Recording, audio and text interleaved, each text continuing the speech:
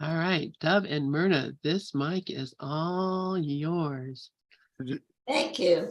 Did you record? It's recording right now on YouTube. Oh, okay. Good morning. Good morning.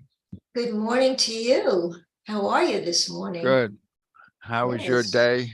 How are you? My morning was really very good. I mean, if you wake up in the morning and you expect to have a good day, and that's what your intention is, it usually works out that way. So I make it a habit of getting up in the morning and telling myself it's a beautiful day, and then I anticipate all the niceness for the rest of the day. And we need all the help we can get, and that's one good way of walking towards our truth, our freedom, our happiness. I like what what Regis just said. He said he likes easy. I like easy. And yeah, I like easy too. And so we try to make it easy. And if we do our part in making life easy by bringing in the happiness, the joy, the freedom that we are really given, then the rest will come. It does. And we have to have that faith. Regis was just playing some music, and I was realizing how inspiring music can be. As I was doing this lesson today, 193, all lessons God would have me learn. That's today's lesson, Dove, right? Yep. Yeah. Also, with one other addition. Yeah. Also, I am not a body. I am free. That's right. I am not a. And then when I said music is inspiring, as I was doing this lesson this morning, or actually, this week, these are all practice lessons, really reverting back to previous lessons. And I am not a body, I am free. I was in my mind. And just then the song Born Free came on the radio. And the words were just so pretty, so beautiful, born free, and life is worth living. The world will astound you. Beauty surrounds you. I mean, those are the words of the song. And if, we're born free, we are born free. And the Course in Miracles assures us of that truth. We are born free, and we have to learn to live free, don't we? And then today's lesson in particular, all things are lessons God would have me learn. I just mentioned that to you. And it really tells us that all things, everything in the world that we experience is something to learn from. And I believe that. I really do believe that the experiences that we have in the world, that we sometimes think we'd like to have never happened, we wish that we have regrets. Regret can be a very strong adverse emotion, because it really puts us in the soup. I mean, a regret is a terrible thing to feel, but at the same time, it's a very valid teacher. Regret teaches us not to repeat the same mistake if we learn from it. The Course in Miracles tells us that we are in need of learning. We must learn. Yet God doesn't know of learning. But God knows that we need His help. And so He gives us the tools in which to learn.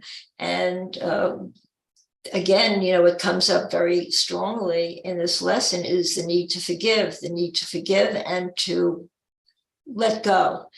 And it implies that that we are really, if we're feeling unloving and we're feeling the emotions of the ego, which doesn't include love, it really does. And the emotions of the ego, the difficult emotions, really are the ones that hurtful.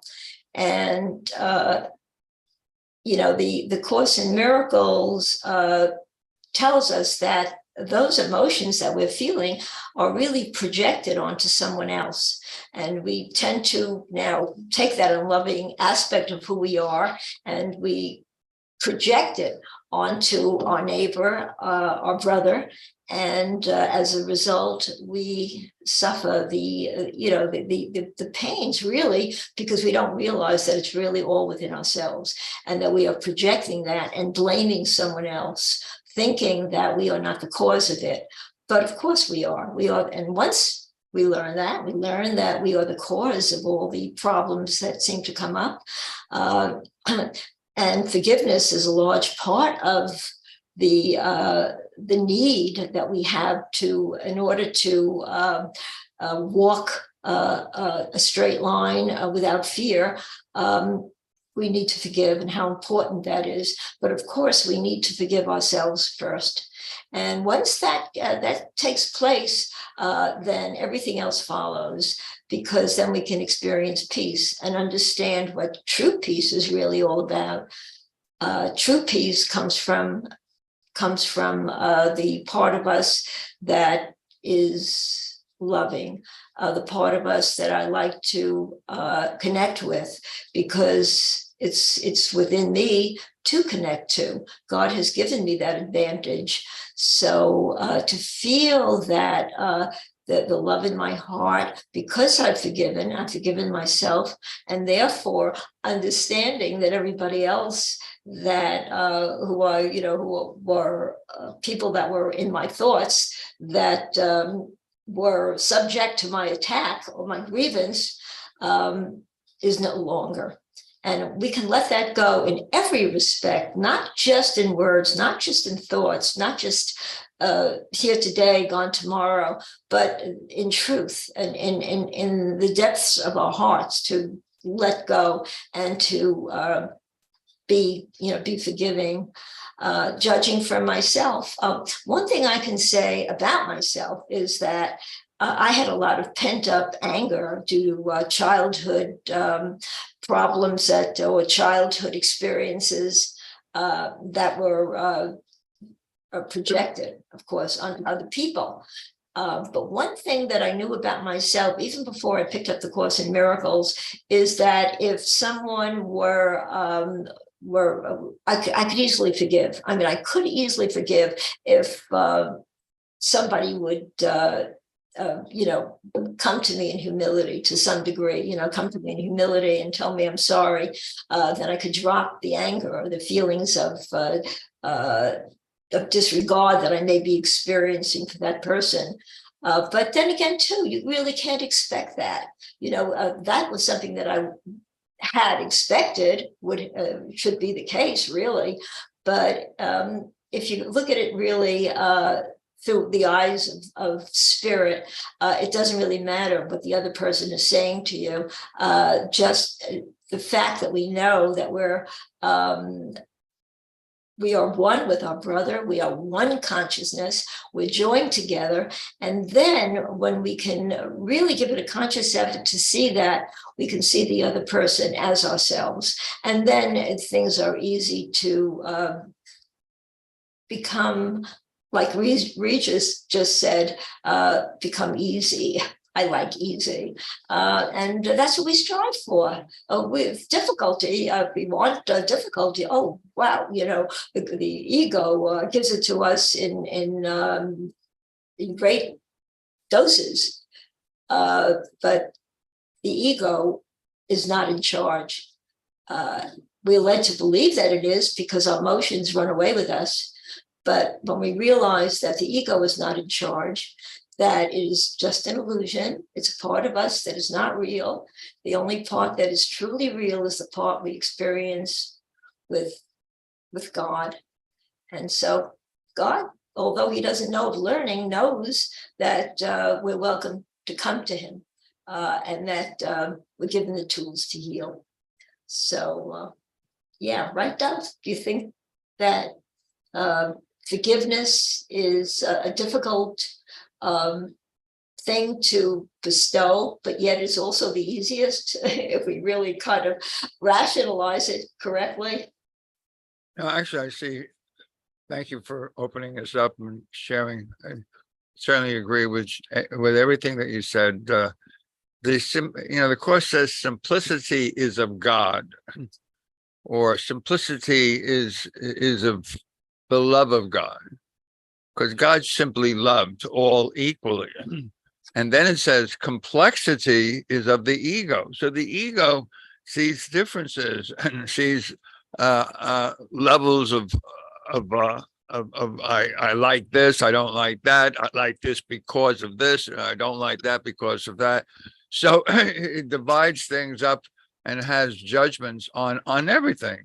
And that's what complexity is literally judging one thing as different from another. And of course, in this world, there are billions and billions of things that are different from each other. That's the world that the ego made.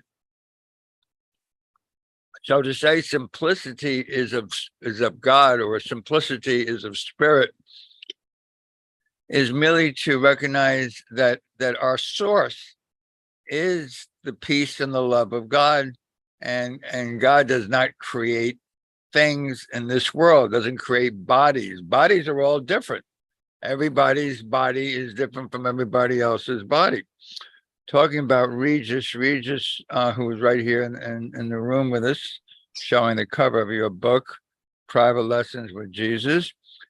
He also said right at the end of his sharing in the last hour, from chapter 25, text of the in the introduction of the text of the Course in Miracles, chapter 25, which happens to be the justice of God. It says, the body needs no healing, but the mind that thinks it is a body is sick indeed. And actually, that's pretty much what I'm going to be speaking on here. And I also said I'm going to be speaking tonight at our Tuesday night Finding the Teacher Within. Starts at 7 o'clock, so please join us at ACIM Zoom at 7 p.m. Eastern Time. And the topic is I am not a body. Now, I am not a body is the most often used lesson prayer in the Course, in the section we're moving through right now, which is Review 6, from lesson 201 to 220. And as you pointed out, today we're on 213. He starts off with, I am not a body, I am free, I am still, as God created me, or as love created me, or as the peace of God created me. And an idea cannot leave its source. That's why accepting the atonement, which is we are one, separation never happened, is really the only responsibility that we have, is to remember the truth. And he tells you truth is union, joining. Bodies cannot join. They try, in the middle of the night in a parking lot, like two Volkswagens rubbing up against each other. That line came from Myrna that found her vest. But real joining is of the mind. Bodies cannot join. So I'm going to clarify what I've said for many years now. Jesus says in the preamble, in the introduction to Review 6, which is a review we're going through right now, 20 lessons from 201 to 220. He says any one of these lessons is the entire Course. Now, I must say that I confuse what he said here in Review 6 with any one of the 20 lessons from 181 to 200 is the entire Course. But no, he's saying any one of these lessons in Review 6 is the entire Course, and they're just reviewing 181 to 200, but they add one additional line that introduces each of the thoughts. And what is that line? I am not a body. I am free. I am still as God created me. Now, what brought me to this aha moment, which I had a couple of ahas recently.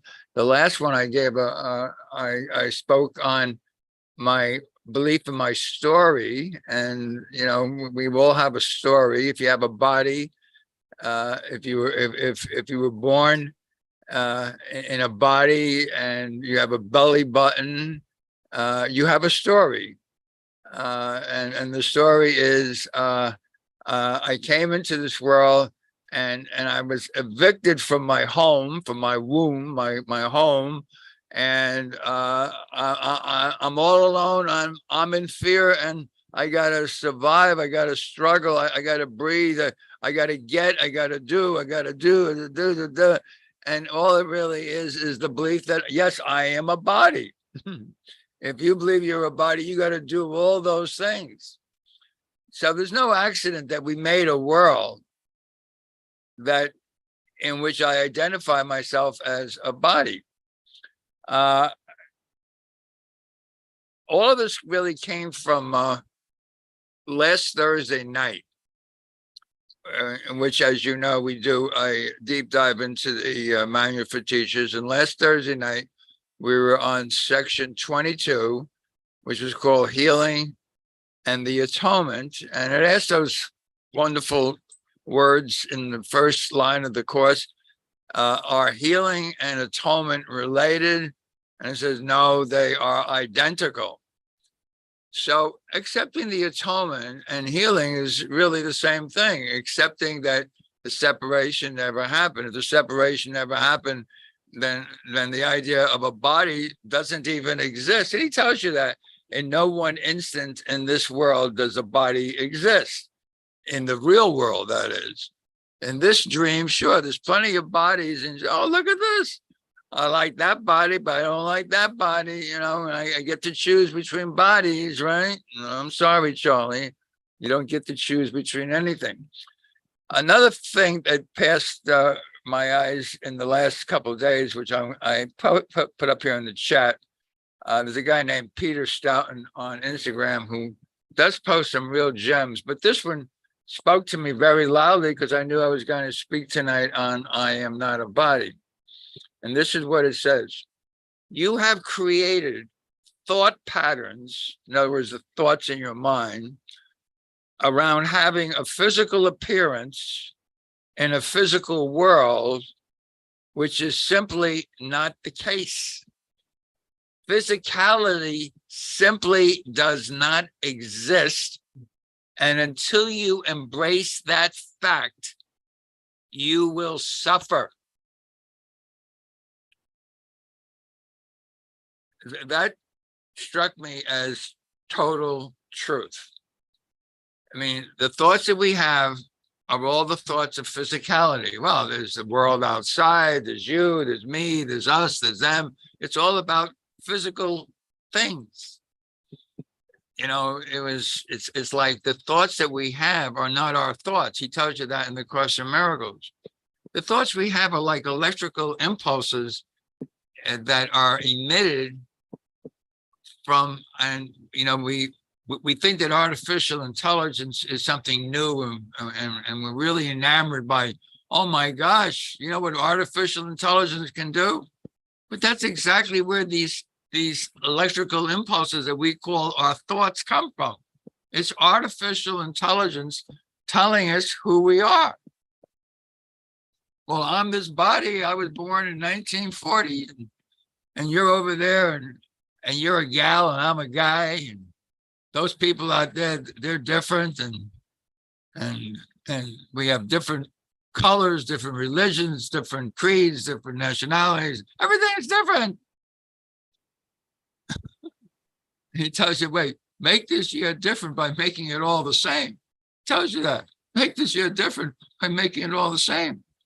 That's exactly what accepting the atonement is. It's accepting the oneness, the union, the sameness, the equality. It came to me that everything the ego talks about is equantity. Yeah. it's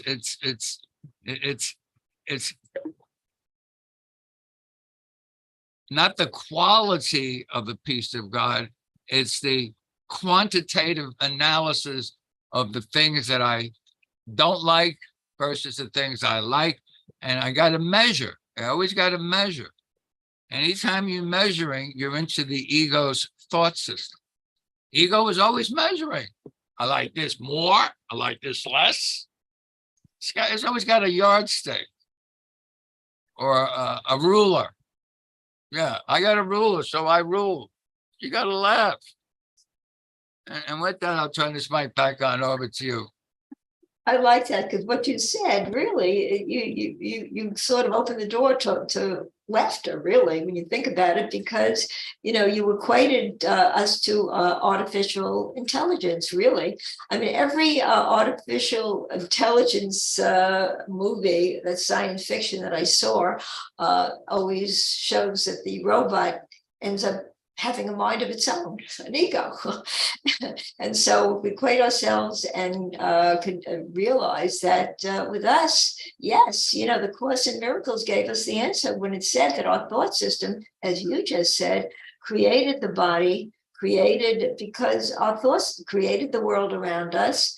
Everything that looks to be real, according to the ego thought system, is an illusion, because the body is something that it's perishable. It's not sustainable.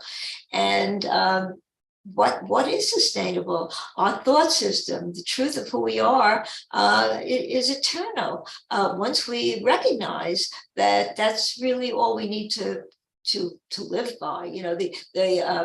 The aspect of the part of us that is consciousness, and the consciousness does not live in the body. The ego lives in the body, and that's why it's so limited. But our consciousness is expanded way beyond the confines of the body, and therefore we can become God realized once we attach ourselves to the consciousness where there is no pain, there's only love and peace, and all this stems from forgiveness.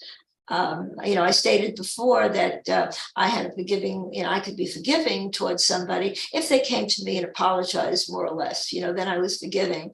But the Course in Miracles taught me that really isn't enough. So that's really why I, bring that up again. I mean, it is the desire to want to live completely in peace.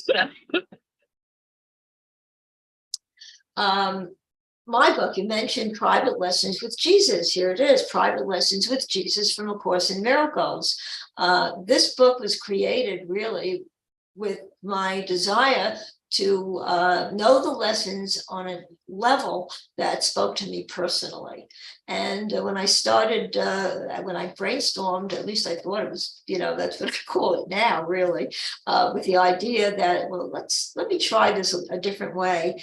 And in putting the title of the lesson into the computer, closing my mind and sort of running away with the thoughts that were coming to me, I asked Jesus, and I was receiving thoughts that really felt true and felt that it was, my request was being fulfilled with this.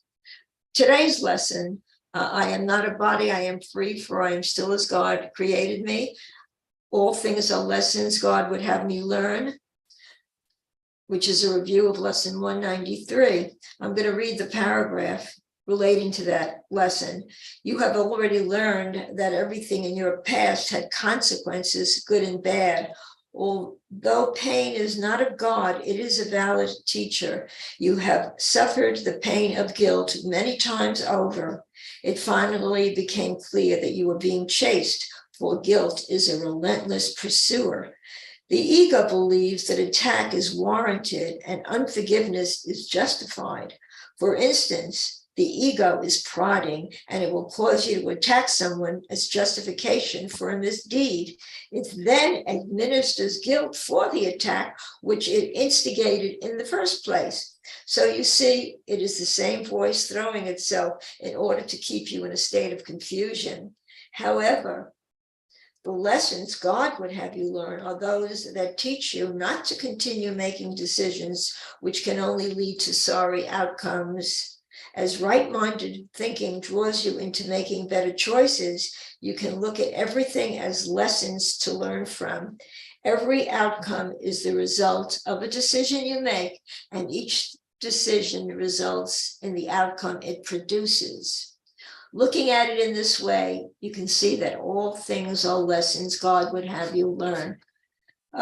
What I like really, and which made a lot of sense to me, is that, think about that.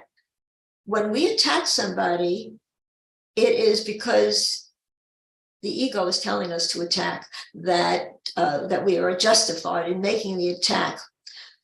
But then, how often do we attack and then feel guilty for the attack? Okay, so now I've justified the attack. I did what I was given to do by the ego.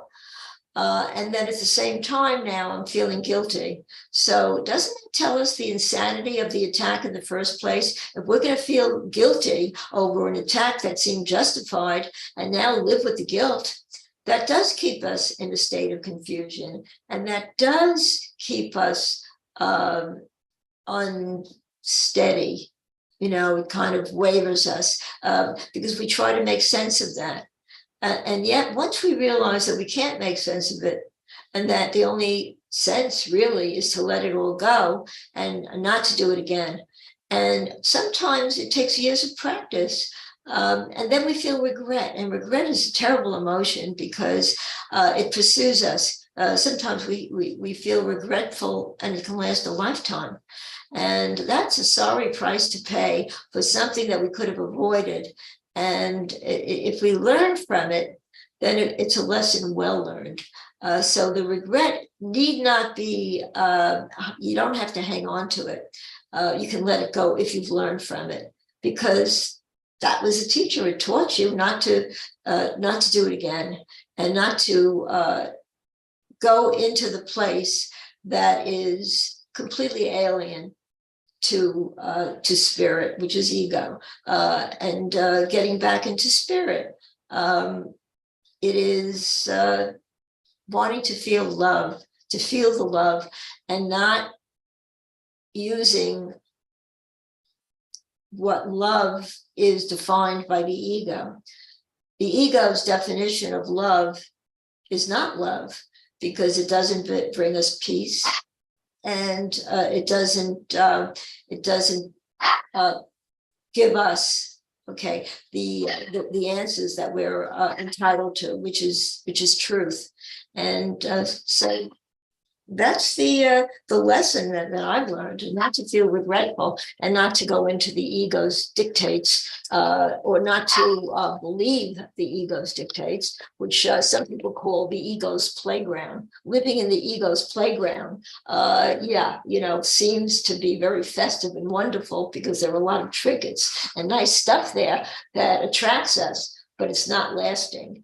And anything that's not lasting, the ego's rendition of love and peace, is not lasting.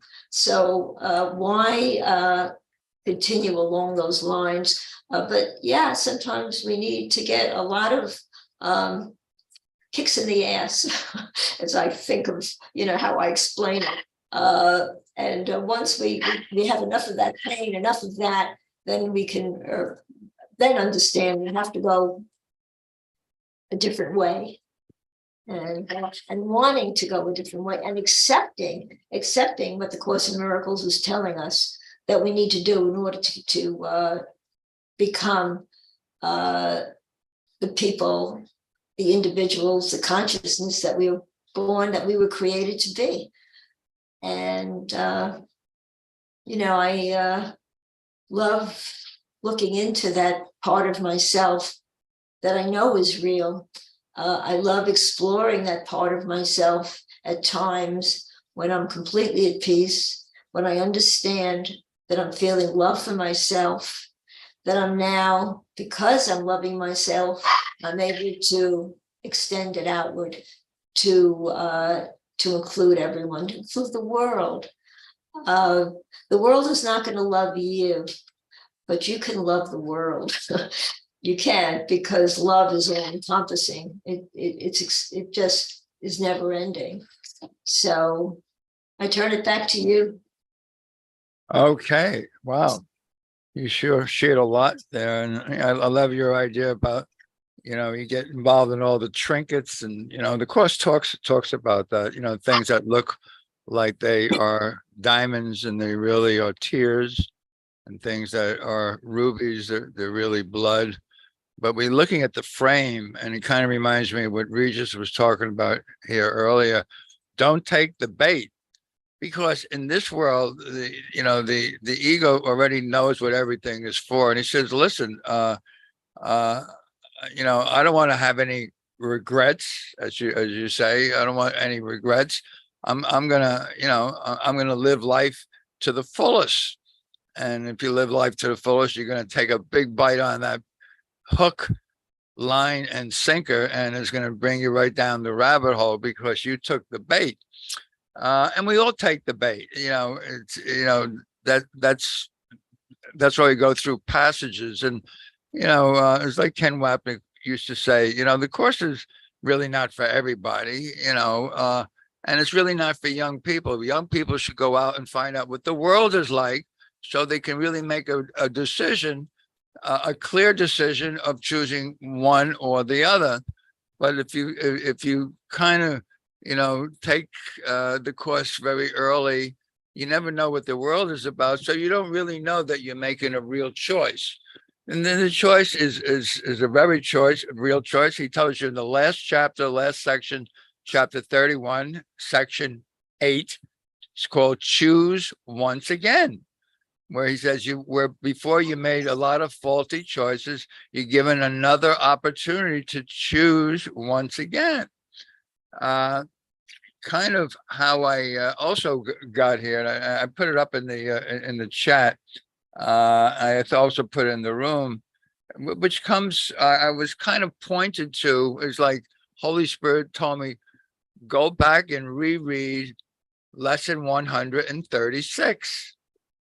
And it came right after my aha, which came last Thursday night, and looking at healing and the atonement.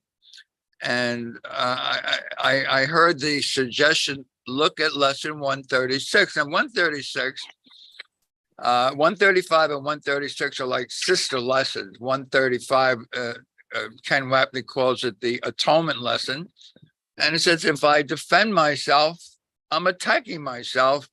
And after giving you 6 or 7 paragraphs in a row of a healed mind doesn't plan, he gives you finally my famous paragraph 18, Chai. It says, what could you not accept if you but knew that everything that happens, all events, past, present, and even to come, are gently planned for you, exactly as you pointed out. Everything here is for you by one whose only purpose is your good. So, the idea of regret, regret is another word for resistance. I regret this. I did something wrong. No. The idea of forgiveness, which you were talking about, is I'm really not forgiving anybody else. Why forgiveness is so simple is I'm really saying I was mistaken. Let me choose again. Because when you are mistaken, you're in a belief system that you think that you're right. And you finally realize that my whole life is predicated on thinking that, well, I am this body, and a body needs certain pleasures and treasures and trinkets and this and that. And I'll find the best trinkets and the best treasures and the best pleasures. And you go out and do that until you fall flat on your face. hopefully when you stand up, you say, there must be a better way of looking at this. And, if you're doing the Course of Miracles, you have found what Jesus says, this is a better way, learn your lessons here. Nothing I see here means anything. Well, what do you mean nothing I see here means anything? Of course things mean something. Well, if something means something, go on to lesson 2 and say, well, I'm the one that gave it all the meaning it has for me. Oh, that's right. You were mistaken. You can start to say, I wasn't unfairly treated. I wasn't really hurt. I literally did this to myself. So the only forgiveness is to forgive the way you see things. And that's so simple. That's why forgiveness is so simple. It looks and judges not and does nothing, thereby letting it just pass away. It looks at what I used to do and judge, and now I look at the same thing and I don't judge, and it just falls away. There are no differences in forgiveness. Forgiveness sees that they're all the same. Holy Spirit sees you as the same, sees you as perfect. Seeing you as perfect extends your perfection to see your brother the same. It's in that sameness, it's in that perfection that the idea of differences disappears. It's not one is better than another or less than another, or one is good and one is bad, one is right and one is wrong. He tells you, do you want to be right? Or do you want to be happy? Choose one. You can't have both. So it really isn't anything to do with being right or thinking that your way of thinking is better than somebody else's way of thinking. It's, I just want to be happy. God's will for me is perfect happiness. Why do I have to get something in order to be happy? Well, that's what the body says. If I had this, I would be happy. And as soon as it has it, it needs something more. I always need something more to be happy, because that wasn't it. That's never it. So the thing that caught my eye in lesson 136, which says, remember, I was pointed to go look at lesson 136 all over again. And I did that earlier today, believe it or not. I put it off until today. And it says, sickness is nothing more than a defense against the truth. Huh? I've read that 100 times. I read it 1,000 times, and it didn't register that sickness is nothing more than something that says that the truth is not true and that I'm right and God is wrong. That's pretty much what sickness is. But God doesn't see anything like that. God is another word for love. Love simply loves.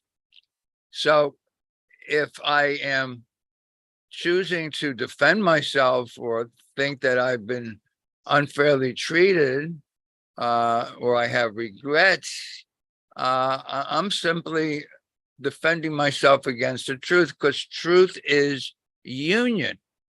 Truth is oneness, and oneness doesn't go away because my physical eyes and my physical thoughts and my physical world is telling me there's something out there is doing something to me. As he tells you, and it happens to be today's reading, chapter 18, section 6, outside the body. And the very first line is that famous line, which I says will save you 1,000 years of time.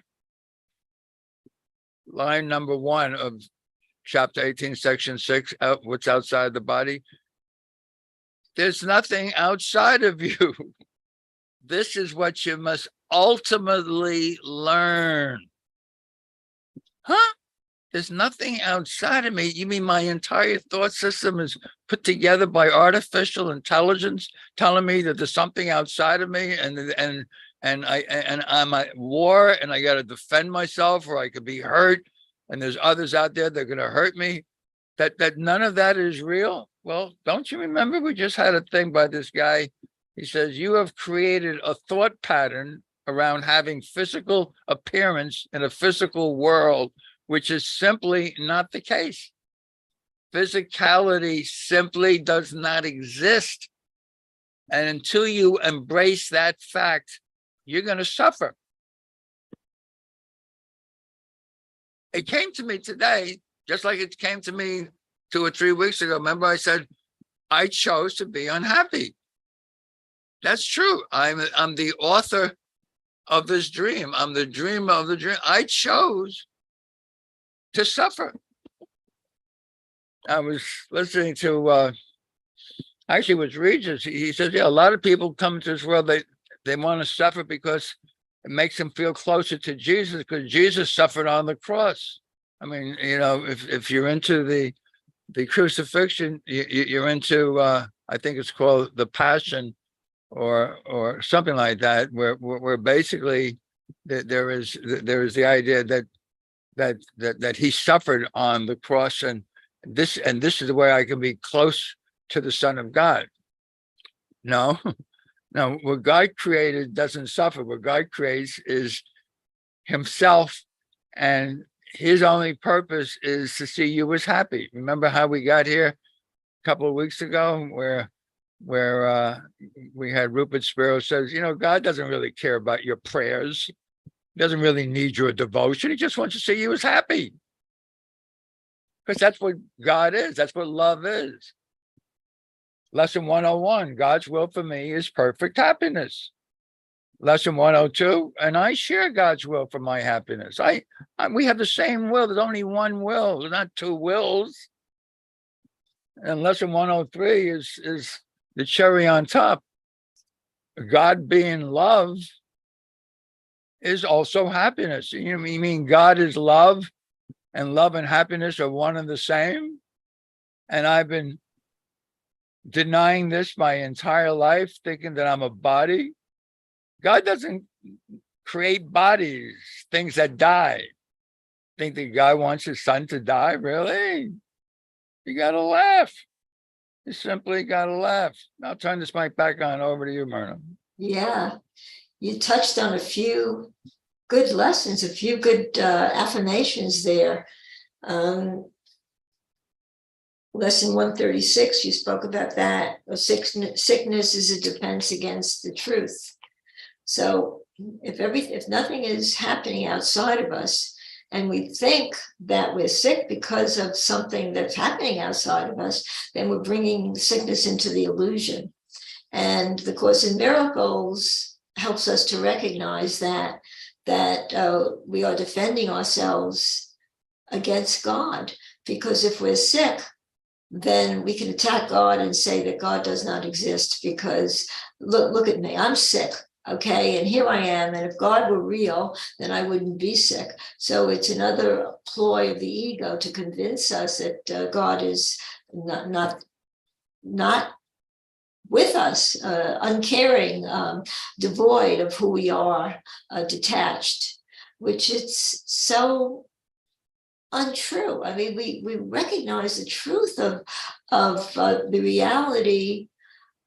Just the opposite of what I was saying, you know, that all sickness begins, I think, you know, we think it comes from something outside of ourselves, but sickness is really conjured up inside of our body, inside of ourselves, inside of our own thought system.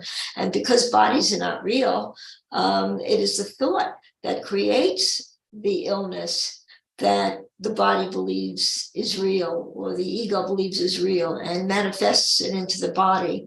So this is a very poignant lesson. Sickness is a defense against the truth. Any of these affirmations, these titles, gives us the reality of who we are. And we don't have to search further. If we could just embody the title and know that it's all truth, we wouldn't even need the content of the lesson.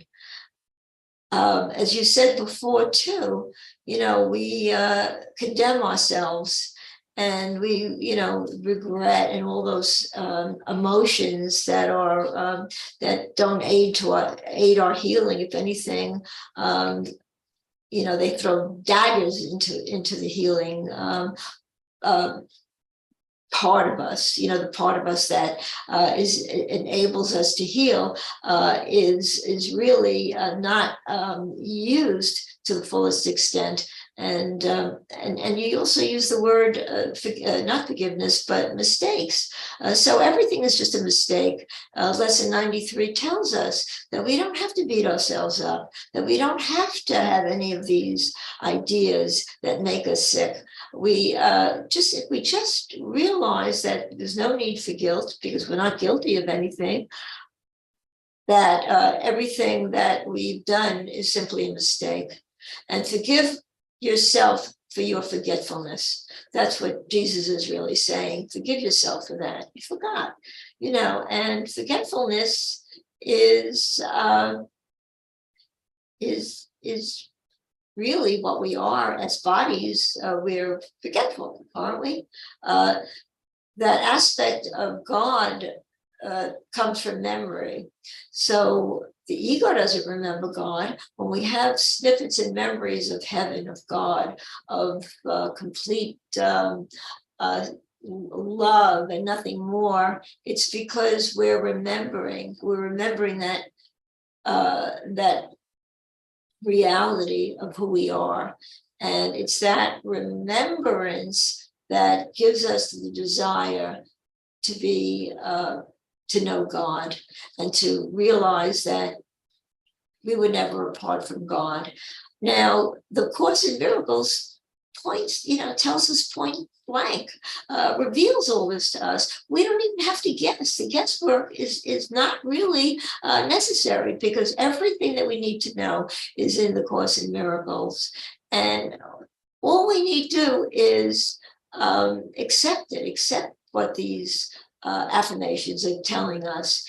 And if we can do that, if we can practice it, and of course we practice it by accepting it first and knowing that I might have forgotten this yesterday. I might have, egos, if we are tempted to feel angry, to feel if a memory comes up, into our thought system that happened years ago that gave us pain. And if we're tempted to go there, then all we did at that moment is we forgot who we were. And to remember that we forgot is to move back into the aspect of who we really are. And it is the joy of coming into that part of ourselves once again that is there. And then we can thrive in it. We can have as much of it as we really want. Once we start thriving in it, what happens? Not only are we peaceful during the day, but we're peaceful at night. We sleep without devilish dreams. We sleep in comfort. So it's really a 24/7 thing that results from the knowing that we choose peace. And if we forget to choose peace, then we can remember it as well. And the love that fills my heart right now, I'm feeling it truthfully. I'm feeling the love in my heart that's extending to you, Dove. The love is extending to you. So I bestow it to you. I turn it over to you. Okay. Thank you. I feel your love. I truly do. It's there. I feel the love of God within you. It's the same love within me. That's how you feel something. You join with it. You unite with it. We are united. We are joined. We are one. I'm just going to complete with, I started with the lesson 136, sickness is a defense against the truth. And I didn't actually go over the thing, which is in, believe it or not, there's 20 paragraphs in this lesson. I think the only lesson that's more than this is lesson 135, which has 27 paragraphs. So you have to wait to the last paragraph before he tells you the following. I have forgotten what I really am, for I mistook my body for myself. Sickness is a defense against the truth, but I am not a body. and my mind cannot attack, so I cannot be sick. Minds do not attack. Bodies attack. And as long as I have a body, I need to keep forgiving myself for the mistake of my original misunderstanding, misperception. I am not a body. I am free. I am still as God created me. That's repeated 23 times in the Course of Miracles. It's no accident he repeats it. So as we come into the closing minutes, I am going to take a look at happens to be today's reading, textbook reading. You know, every day is another reading in the text. We're up to chapter 18, section 1, called Beyond the Body. And my favorite line, of course, is the opening line. There is nothing outside of you. This is what you must ultimately learn. But I tracked down in paragraph 7 something I want to share here, and we'll take a look at 7, maybe 8 if we have time, and I'll post it here in the chat so you can take a look at it. I think I posted it in the room. Yeah, I did. So it says, when you seem, keyword is seem, when you seem to see something, some twisted form of the original error rising to frighten you, say only, God is not fear, but love, and it will disappear. Now, I don't know if you ever saw this. This is the first time I saw it too. When you Read that again. When you seem to see some twisted form of the original error. The original error is God made a physical world, physical bodies, and he made me, and I'm not too happy about the way I turned out. I mean, I went through a lot of pain getting kicked out of the womb. The cord was cut, and I went through a lot of pain and suffering. I had to breathe for myself. I had to start surviving and breathing and eating and getting food, and I had to cry and cry and cry to finally, so I could finally be okay. But that's not what God created. That's what I made of what I wanted to blame God for. So let's go back and take a look from the top. When you seem to see some twisted form of the original error rising to frighten you, say only, quote, God is not fear, but love, and it will disappear. God is not fear, but love. So if you're afraid of God, and the only reason we wind up in a body form is to hope that God won't find me. I mean, how is God going to find me? I'm hiding out in this body. I mean, he's going to go through all 8 billion bodies to find me. You know, what does he use? Social Security numbers? I don't know. God doesn't know about bodies. God doesn't create bodies. God creates his love. Love is happiness. He may know that his son is temporarily not happy, but he also knows his son is dreaming. He knows that his son is going to wake up. And that's the prodigal son. The prodigal son comes home, and the father doesn't say, "Where have you been?" Says, "Let's prepare a feast. I'm so happy that my son is home again." So the truth will, what is it? The truth will, I can't, what's the next word? The truth will set you free. No, it's in this paragraph. Well, hold on, I'll find it. It says, God is not fear, but love, and it will disappear. The truth will save you. Okay. The truth will save you. It has not left you to go out into the mad world and so depart from you. Inward is sanity. Insanity is outside of you. So that's the final paragraph, I think, of beyond the body, text chapter 18. Inward, look within, and you'll find your true self. That's sanity.